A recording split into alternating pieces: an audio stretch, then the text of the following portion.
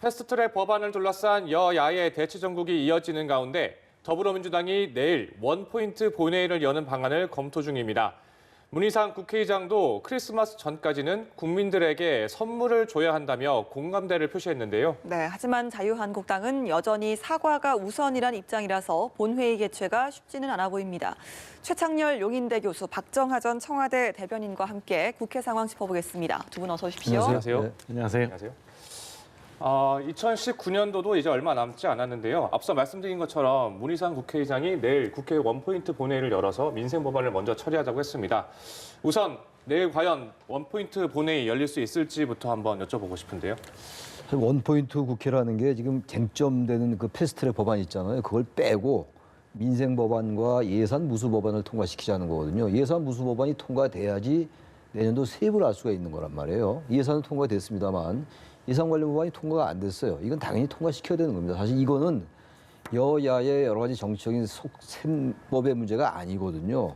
이것마저도 지금 이제 열기가 어려운 상황이에요. 그러니까 이제 이 원포인트 국회를 열면은 민주당이 패스트트랙 법안을 올릴 것이다라는 그 의구심을 한국당이 갖고 있는 거란 말이죠.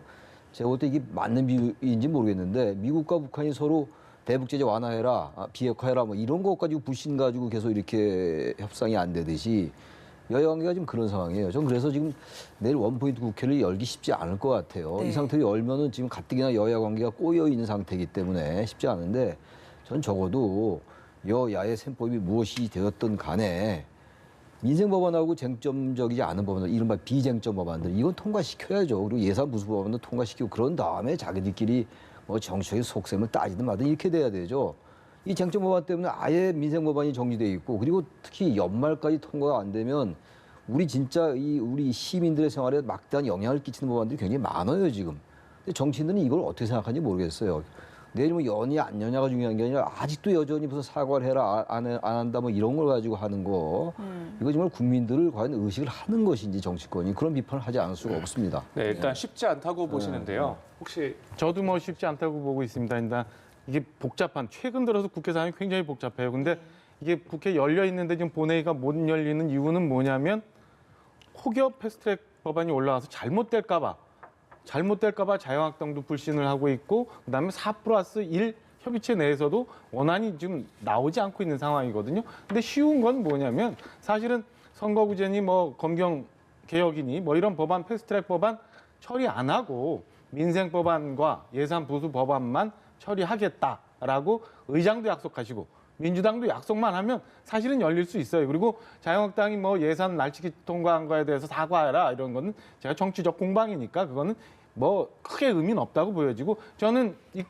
이번에 대해서는 의장과 민주당 지도부가 그 약속만 한다면 나머지 계류되어 있는 법안 처리하는 거는 내일 당장이라도 열 수 있는데 민주당 지도부 현재 지금 4+1에서도 선거구제 합의안 못 만들었고 그다음에 그렇다고 패스트트랙 올라가 있는 이 선거구제 안 올리겠다고 약속도 못하고 참 난감한 상황에 처해 있는 거 아닌가라는 생각이 듭니다. 한국당 입장에서는 계속해서 좀 본회의를 열게 되면 예산안 통과 때처럼 패스트트랙 법안도 상정돼서 통과되는 게 아니냐 이런 의구심 때문에 더욱더 좀 불확실한 입장 아니겠습니까? 패스트트랙을 이제 상정하면 필리버스터 무제한 토론이라고 얘기하죠 우리가 그 합법적 의사진행 방해 그걸 또 신청하겠죠.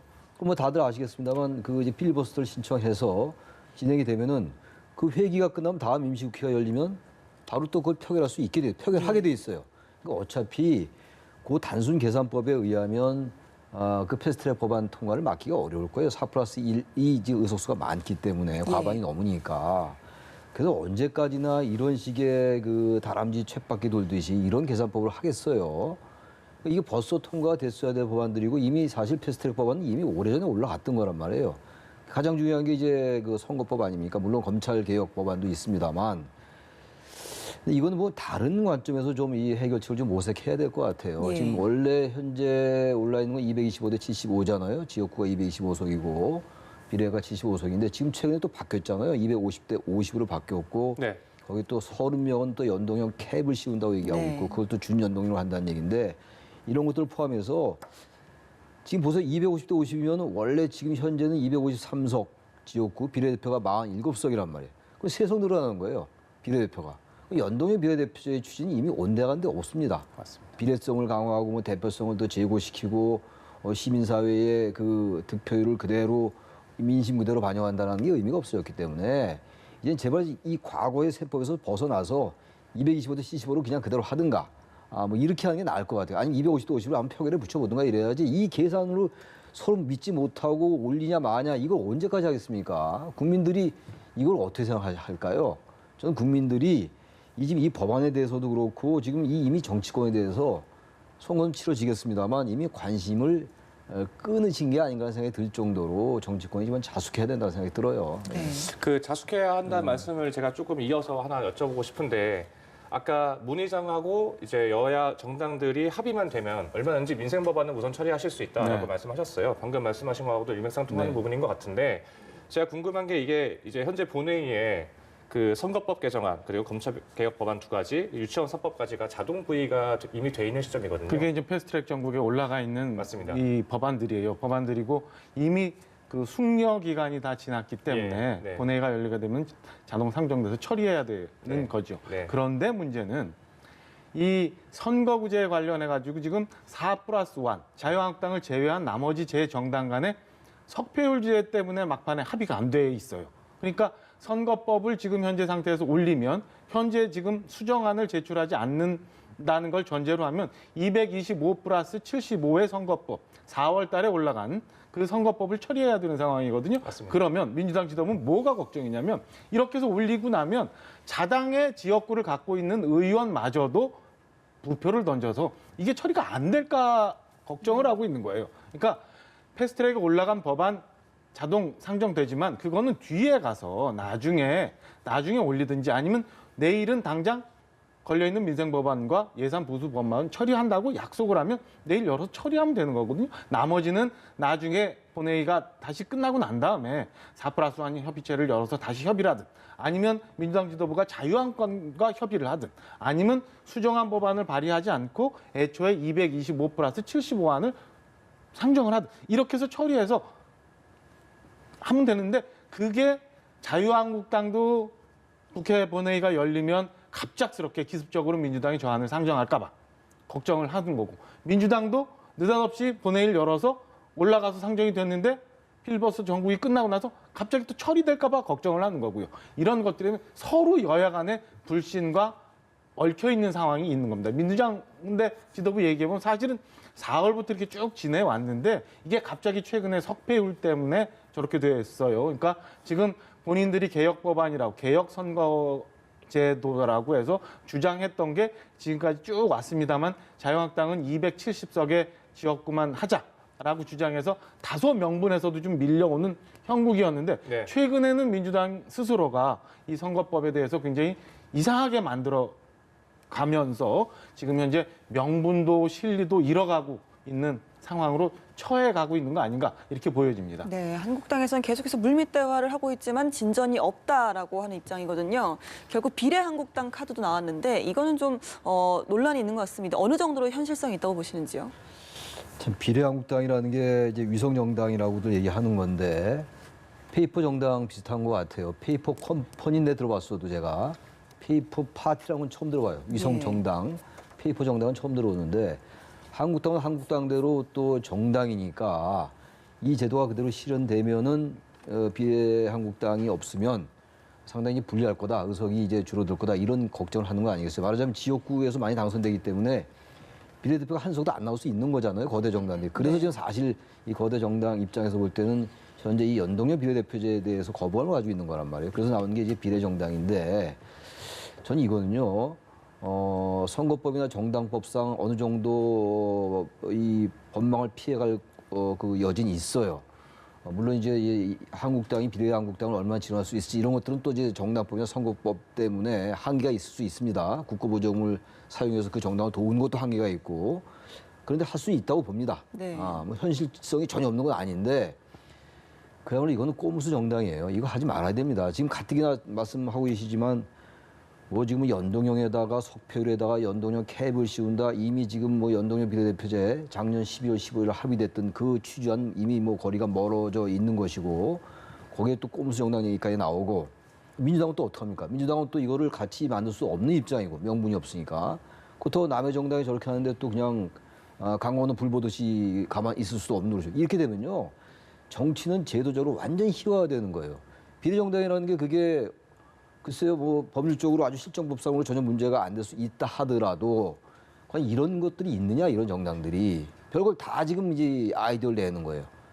선거법 때문에. 비례민주당 얘기도 나오죠. 그러니까 비례민주당 얘기는 안 나올 수가 없고 예. 민주당은 민주당도 정당이니까 거기도 네. 또 항상 뭐 명분과 그 명분에만 집착할 수 없는 게 정당의 현실 아니겠어요. 저는 그래서 네. 이 비례정당 문제는 이 선거법이 계속 난항을 겪으면서 나오는 문제이기 때문에 이건 이제 밀어두고 그러니까 지금 여러 가지 지금 쟁점도 있잖아요. 이제 하명수사 쟁점도 있고 뭐 선거 개입도 있고 또 한국당 의원들 패스트트랙 고발된 의원도 있고 물론 민주당도 있습니다만 여기에다가 또 비례정당 쟁점까지 이 쟁점도 어떻게 처리하겠어요? 저는 쟁점을 하나하나 처리해 나가야 되기 때문에 우선 비례정당 이건 좀 놔두고 선거법이 도저히 안 될 때 나중에 할 때 하더라도 좀 이 논점은 좀 놔두고 일단 아까 우리 박 대표님 말씀처럼 민생법안하고 그리고 예산부수법안 이거는 양당이 약속을 해서 이건 쟁점 법안이 아닌 거잖아요. 이거부터 해놓고 숙제를 하나 처리해놓고 그다음에 다음 숙제를 해야지 숙제를 그냥 잔뜩 벌려놓고 이젠 제가 볼 때는요 여야 원내대표부도 무엇을 어떻게 손댈지 모를 것 같아요.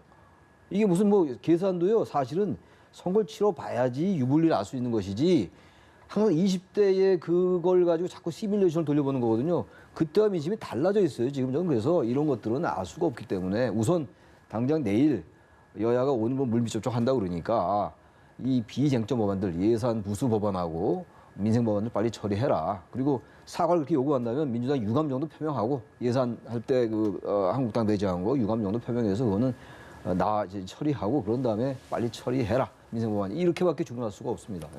네, 실리도 물론 중요하지만 명분도 굉장히 중요하다는 말씀이신 것 같은데 일단 어떻게 이 비례 한국당 논리가 나오면서 사실 이 논리가 나온 게 4+1 협의체가 어느 정도 균열을 좀 일으켰다 이런 부분 때문에 이렇게 전이돼서 나왔다고 볼 수도 있겠는데요. 비례한국당에 대해서 이제 뭐 꼼수, 괴물 이런 표현 쓰면서 비난하고 있는데 충분히 비난의 여지가 있어요. 그리고 국민의 한 사람 입장에서 봤을 땐 자유한국당도 전공법으로 가서 국민의 마음을 사면서 표를 얻으려고 해야 되지 저렇게 가는 거는 옳지 않다고는 생각을 해요. 그러나 현재 저런 상황이 온 거는 뭐냐면 민주당을 비롯한 4+1 체제에서 이상하게 훼손이 된 누더기 선거법을 만들려고 하는 바람에 생긴 거거든요. 그러니까 자유한국당 입장에서는 불가피하게 저렇게 갈 수밖에 없는 상황이라는 점도 충분히 저는 뭐 인정을 합니다. 그렇게 될 수밖에 없는데 그런데 교수님 말씀 주신 것처럼 이게 이해관계가 너무나 여러 군데가 복잡하게 얽혀 있어요. 지금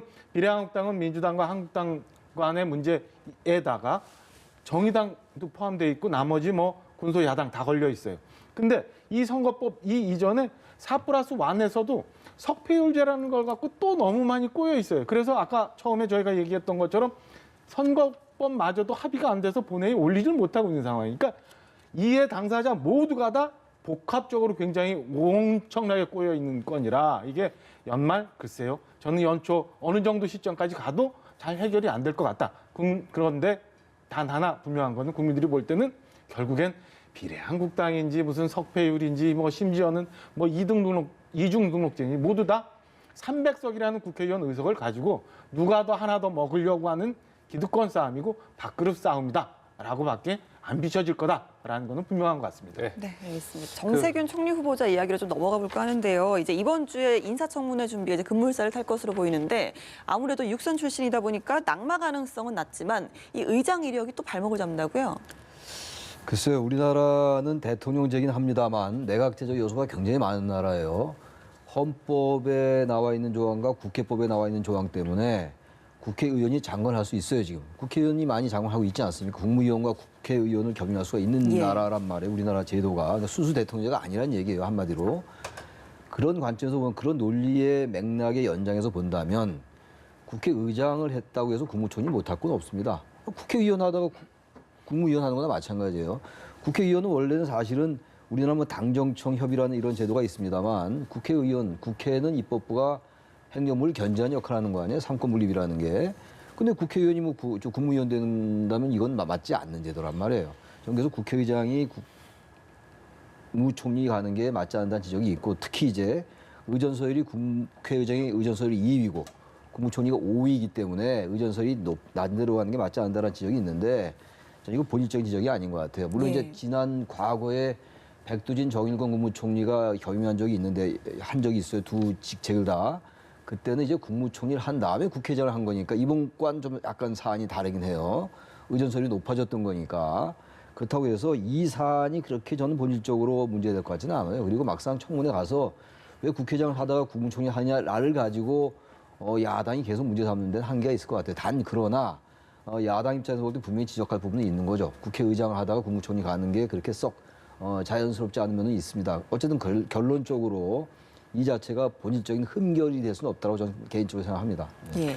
대통령께서 인재풀을 좀 충분히 써서 이런 논란이 없도록 했으면 하는 아쉬움은 분명히 있지만 지금 현재 일단 청문 요청이 올라가 있어서 1월 8일 전까지는 청문 일정이 잡혀야 되는 것 같아요. 그리고 그 총리 인사청문 특위까지는 구성이 돼서 이제 다음 주부터 활동이 들어갈 텐데 문제는 뭐냐면은 아까 말씀드린 것처럼 민주당이 과반 의석을 지금 차지하고 있지 못하기 때문에 총리는 장관하고 달리 국회 내에서 표결을 해야 됩니다. 그러니까 아까 얘기한 4+1 협의체하고도 관련이 돼 있는 건이고 그렇죠. 네. 그다음에 자유한국당 입장에서도 본인들이 좀 부표를 던진다고 하더라도 뭐 과반 이상 4+1이면 통과가 될 테니까 마냥 발목은 잡을 수는 없지만 그래도 지금 현재 굉장히 강경하게 대치하고 있는 국회 내에서는 무언가의 쟁점을 또 만들어낼 수 있는 상황이거든요. 민주당 지도부가 우선적으로 총리 인준을 위해서라도 선거구제 먼저 정리를 하고 나머지 민생 법안이나 이런 것도 좀 정리하고 난 다음에 총리 인준에 대해서 고민을 좀 해야 무언가 하나하나 실타래가 풀려나가지 지금 현재로 가면은 저는 총리 인준 건에 대해서 자유한국당을 제외한 나머지 군소야당도 그리고 자유한국당도 굉장히 협상의 지렛대로 쓰여질 수 있는 좋은 먹잇감을 지금 내놓고 있는 거다라고 네. 판단을 합니다. 이 삼권 분리 문제 때문에 전 의장께서 이제 마지막까지 고심을 거듭하신 걸로 전해진 만큼 되게 중요한 이야기일 것 같은데요. 이 총리 지명 이후에 종로 얘기를 안 할 수 없을 것 같습니다. 종로 누가 어떻게 붙을 거라고 좀 보시나요? 글쎄요, 뭐 지금 여러 얘기가 있고 원래 임종석 전 비서실장이 이제 종로에 일찍이 이사를 하고 예. 준비를 하고 있었다고 예. 그러는데 이번에 뭐 지난 제도권 정치에선 좀 물러나 있겠다라는 발표를 했어요. 네, 밝혔죠. 근데 그때만 해도 정세균 전 의장이 종로에 출마하는 쪽으로 정리가 되는 것 같은 상황이었잖아요. 그래서 임종석 실장이 그런 것이 아닌가라는 그런 추측들을 낳는데 지금 어쨌든 또 정세균 의장 전 국회의장이 이제 국무총리 이제 내정자가 됐으니까 종로 상황이 또 유동적으로 바뀐 것 같아요. 네. 특히 이제 한국당의 황교안 대표가 종로에 출마하냐 안 하냐 이 예. 부분도 얘기가 되고 있는 것 같고 특히 이낙연 이제 총리는 곧 그만둘 테니까 총리직에서 내려올 테니 이낙연 총리가 또 출마할 수도 있고 어쨌든 이래저래 종로라는 것이 뭐 다들 하는 얘기입니다만 대단히 상징적인 그렇죠. 그런 지역구이기 때문에 네. 차기 대권주자들 사이에서 굉장히 중요한 접전지가 될 것 같은데 아직은 여러 가지 변수들이 있기 때문에 예단하기 어려울 것 같아요. 예. 예단하기 좀 어렵겠지만 혹시 뭐 좀 생각하시는 바가 있으실까요? 저는 그 종로라는 선거가 갖고 있는 상징성 때문에 이 대진표가 나오려면 굉장히 오랜 시간이 좀 지나야 될 거다라는 생각이 듭니다. 우선은 이제 민주당 입장에서 이렇게 보면은 이낙연 총리 지금 어떻게 이낙연 총리에게 역할을 줄 건지에 대해서 정리가 안 됐어요. 그러니까 예. 종로라는 지역구 내지는 다른 지역구를 내서 그 지역구에서 출마를 할 건지 그래서 그를 통해서 바람을 일으킬 건지 아니면 전국 선거를 지휘할 수 있는 전략을 잡을 건지에 대해서 여당 내에서 아직 안 잡혀 있는 것 같고 두 번째는 여당 내에서 또 이해찬 현 대표와 이낙연 총리와의 역할 분담에 대한 그 역학 구도도 좀 애매하고 미묘한 부분이 좀 있어요. 이런 부분이 또 하나 있고 말씀 주신 것처럼 자유한국당 내에서는 과연 황교안 대표가 지역구로 나갈 건가 말 건가 뭐 이런 것도 좀 있어서 그리고 또 마지막 아직은 뭐 선거 국면이 막 떠오르지 않았기 때문에 여당도 그렇고 야당도 그렇고 외부 인사 영입 카드가 어떻게 되느냐에 따라서 여러 가지 변수가 이제 복합적으로 영향을 미칠 거라 저는 뭐 종로 지역구의 빅매치는 한 3월쯤 가봐야 예. 중요 지역의 대진표는 나오지 않을까라고 네. 생각을 합니다. 알겠습니다. 슬슬 좀 당별로 공천 이야기도 나오고 있는데요. 현직 청와대 비서진들 이름도 나오거든요. 윤건영 실장이나 뭐 고민정 대변인도 나오고 있는데 문 대통령이 또 한 번 이 비서실 개편에 나서겠습니까? 글쎄요, 뭐 항상 총선이 다가오면 이제 청와대 참모들 차출 얘기가 항상 나오는 건데 예. 이번에도 많이 출마하는 것 같아요. 물론 그분들이 이제 경선에서 얼마나 통과할지 또 뭐 전략 공천의 대상이 되는지는 뭐 두고 봐야지 알겠습니다만 아무래도 청와대 총리도 바꾸고 총리도 이제 교체하고 그러면 청와대도 개편해야 될 것 같아요. 지금 민정수석실 관련해서 여러 가지 또 수사 관련도 있고 말이죠. 전체적으로 청와대가 또 지나치게 뭐 어떤 나서는 거 아니냐. 뭐 대통령제가 그럴 수밖에 없다 하더라도 예. 그런 이제 여러 지적들도 있어요. 그러니까 청와대 어쨌든 뭐 조국 전 민정수석, 조국 전 장관 관련도 있었고 지금 청와대 관련 전 비서관들도 많이 연루된 사건도 있잖아요. 지금 현실적으로. 네. 막 그렇기 때문에 전 청와대 개편은 출마도 물론 출마지만 청와대 개편에서 분위기를 일신할 필요는 있다고 생각합니다. 그래서 그럴 가능성이 대단히 높다라고 봅니다. 분위기 일신 말씀하셨는데 그러면 한국당 같은 경우는 지금 친황 공천이 좀 문제가 되고 있어요. 이 부분은 좀 어떻게 보세요? 글쎄 이게 어떤 모양으로 나올지는 잘 모르겠어요. 어떤 모양으로 나올지는 잘 모르겠습니다만은 황교안 대표가 단식을 하면서 단식 전에 자유한국당과 단식 후에 자유한국당이 달라질 거다라는 얘기를 했는데요. 이후에 일련의 움직임을 보면은 충분히 그 의도는 읽을 수 있을 것 같아요. 그러니까 일사불란한 지도 체제를 구성을 해서 공천도 거기서 아주 칼날같이 하고 그다음에 뭐 지금 문제가 되어 있는 보수 통합 논의도 일사불란하게 진행하고 이런 의도와 그 결기와 진정성에 대해서는 충분히 이해를 합니다만은 근데 친황이라고 지금 명명되고 있는 분들이 과거 친박이라고 했던 분들과 어떻게 성격이 다른지에 대한 궁금함이 좀 하나 있고 두 번째는 그 가고자 하는 진정성이나 결기에 대해서는 알겠습니다만 국민이 바라는 거는 12시 방향을 가리키고 있는데 혹여 1시 방향을 가리키면서 지금 자유한국당 지도부가 가고 있는지에 대해서도 조금 더 봐야 될 부분이 있는 것 같아서 이게 충분히 국민들한테 감동을 줄 수 있는 공천 구도가 될 수 있는지 없는지에 대해서는 이 패스트트랙 전국이 좀 넘어가봐야 알 수 있지 않을까라는 생각입니다. 네, 그 부분 때문에 하나 더 말씀드리고 싶은 게 있는데 한국당이 어제도 그렇고 이제 계속 장애 집회를 이어가고 있습니다. 방금 말씀하신 국민이 바라는 방향과 한국당이 바라보는 방향이 조금 다를 수도 있다는 우려가 나오는데 이 부분은 어떻게 보세요? 저는 개인적으로 굉장히 우려스럽게 보고 있고요. 일부에서는 그 지금 너무 강경투쟁, 장애투쟁하는 데 대해서 사무처 당직자까지도 네. 비판의 목소리를 낼 네. 정도로 걱정의 소리가 많이 있는데 그동안 사실은 8월 달 장애투쟁, 그다음에 이후에 있었던 삭발, 그리고 단식 이렇게 오면서 보수 지지층들이 바라는 자유한국당의 모습, 황교안 대표의 모습에 대해서 다소 유보하면서 넘어온 게 좀 있어요. 이제 남은 거는 더 유보할 수 있는 시점이 별로 없기 때문에 이 정국이 지나고 나면 황교안 대표가 어떤 모습으로 그 남은 숙제를 처리할지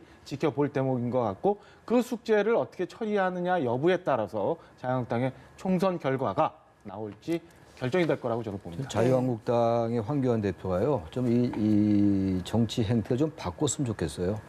황 대표로서는 절박함이 있죠, 지금. 원외인데다가 리더십을 확보해야 되고 이런 게 있는데, 나름대로 리더십도 상당히 확립을 했어요, 이제. 뭐 강경투쟁을 해왔고, 자신의 몸을 던졌던 거 아닙니까? 이 추운 겨울에 그 밖에서 단식을 했으니까.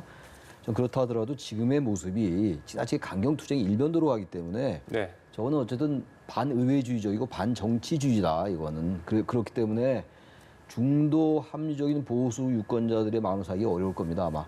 아주 강경한 이른바 글쎄 극우 세력이라는 표현이 맞는지 모르겠으나 그들에게는 더 황교안 대표가 가까이 다가갈 수 있을지 모르지만 좀 그분들과 선을 긋고 합리적인 유권자들, 중도 보수층에 다가가려면 지금 전 막무가내로 저렇게 강경 일변도로 하는 거 이해하는 면이 있다 하더라도 저 행태는 썩 그렇게 표를 얻는 데는 전 마이너스적인 요소가 많이 있지 않느냐 이런 생각도 듭니다. 네, 마지막으로 정의당 이야기를 좀 여쭤보고 넘어갈 텐데요. 한미 방위비 분담금 특별협정과 관련해 좀 부적절하는 표현을 써서 비판이 거셉니다. 어떻게 보십니까? 글쎄요, 그래도 국민들이 정의당은 그래도 그 뭐 여성 인권이나 아니면은 그래도 뭐 여야의 첨예한 대립을 떠나서 뭔가에 대해서 역할을 해줄 거라고 기대를 했던 점이 있는데 이 건에 대해서는 굉장히 실망스러웠을 예. 거라고 생각을 하고요.